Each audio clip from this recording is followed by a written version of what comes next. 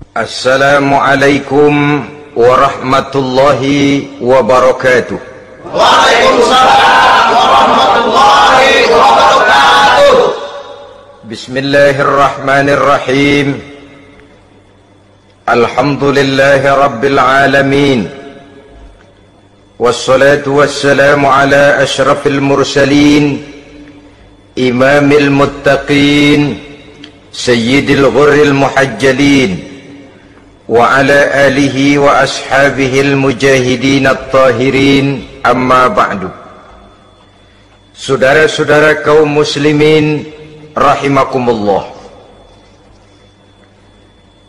Satu hari ketika seorang ulama besar bernama Al-Imam Al-Faqih Abu Lais tengah berjalan-jalan di dekat kota Basrah, berkelumpulah sekelompok orang di dekat beliau. Mereka datang mengajukan satu pertanyaan. Imam, kami ingin bertanya. Di dalam Al-Quran itu Allah Subhanahu wa ta'ala menjelaskan, Ud'uni astajib lakum. Berdoalah kepadaku, aku akan jawab doamu. Mintalah kepadaku, aku kabulkan permintaanmu. Itu dan begitu janji Allah di dalam Al-Quran. Kami, kata orang-orang tadi, sudah lama berdoa kepada Allah. Tapi kenapa sampai sekarang doa kami ini belum dikabulkan? Katanya, Ud'uni astajib lakum. Kalau kamu berdoa, aku jawab, aku penuhi, aku kabulkan doamu. Itu janji Allah. Kami sudah lama berdoa pagi, sore, siang, malam. Nyatanya sampai sekarang doa kami belum dikabul-kabulkan. Ini bagaimana? Apa ayat Quran salah?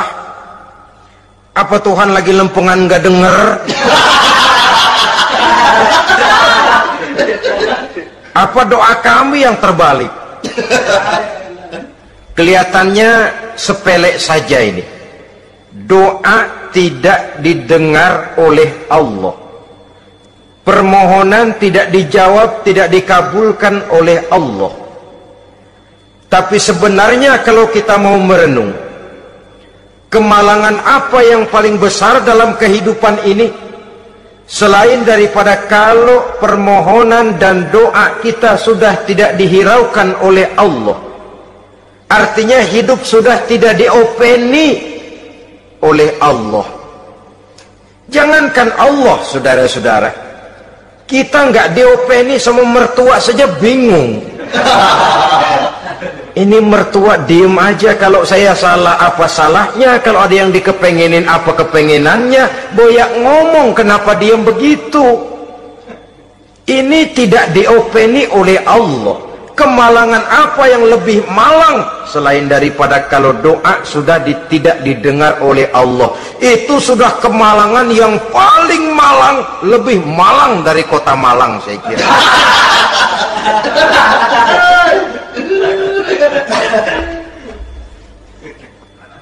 Menghadapi pertanyaan ini, Imam Al-Faqih Abu Lais senyum.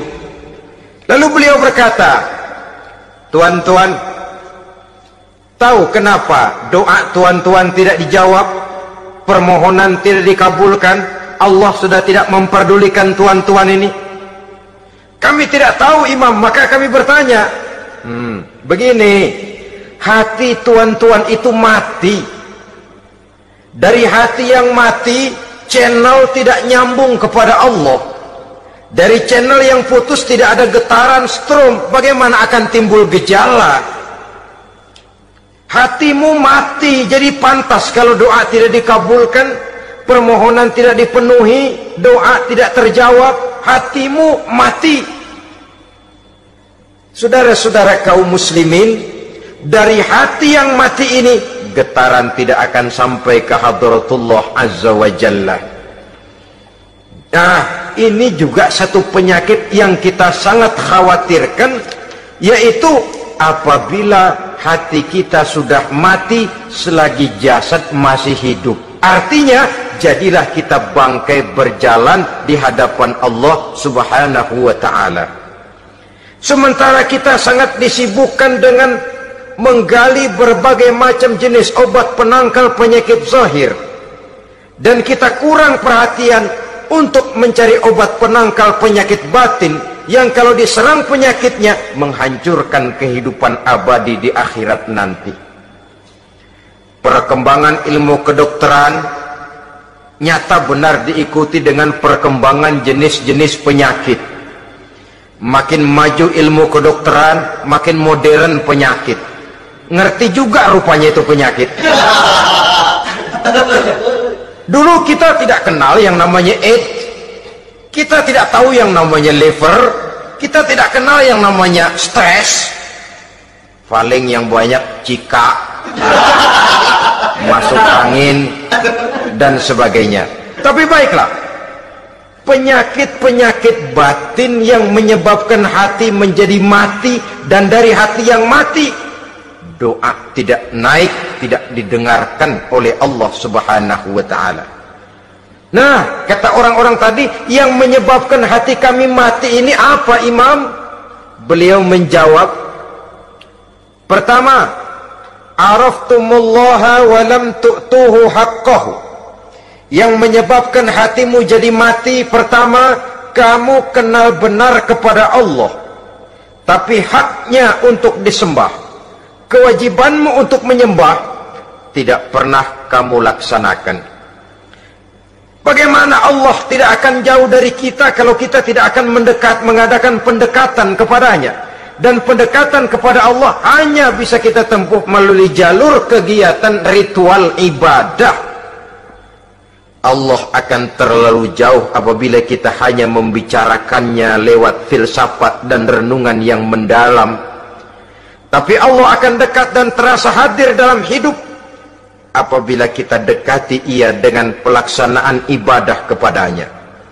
Kamu kenal Allah, tapi hakmu untuk menyembah, kewajibanmu untuk menyembah, haknya untuk disembah, tidak pernah kamu laksanakan. Kalau soal Allah, kita kenal bukan main. Bahkan tidak hanya kita mengajarkan kenal juga kepada anak-anak kita. Kalau ditanya siapa pencipta matahari, bulan dan bintang? Allah. Siapa pencipta lautan, gunung, hutan belantara dan sungai-sungai? Allah. Siapa pencipta bumi, matahari dan sebagainya? Allah. Sembahyang apa enggak? Bagaimana nanti?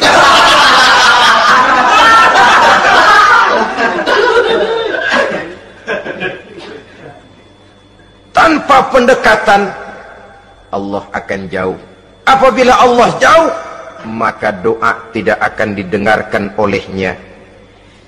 Oleh sebab itu, logika mengajarkan kepada kita, berpayahlah dulu, wa man ladzatu illa ba'da ta'ab, inna ma'al usri yusra. Di balik kesulitan menunggu kemudahan. Nikmat baru akan terasa, kelezatan hidup baru akan terasa setelah kita jerih payah banting tulang peras keringat. Rasanya memang lebih nikmat sepotong singkong hasil cucuran keringat sendiri ketimbang roti dijejelin orang. Ini berarti kita ingin mohon pertolongan kepada Allah, sementara dengan Allah sendiri kita jauh. Sama saja dalam kehidupan kita analoginya, saudara-saudara. Orang tidak kenal kepada saudara, tahu-tahu jauh dari saudara, tahu-tahu datang mau minjem duit. Apa kesan saudara? Enak aja, kenal enggak, deket enggak, datang-datang mau minjem duit. Emang duit percetakan bapak lu?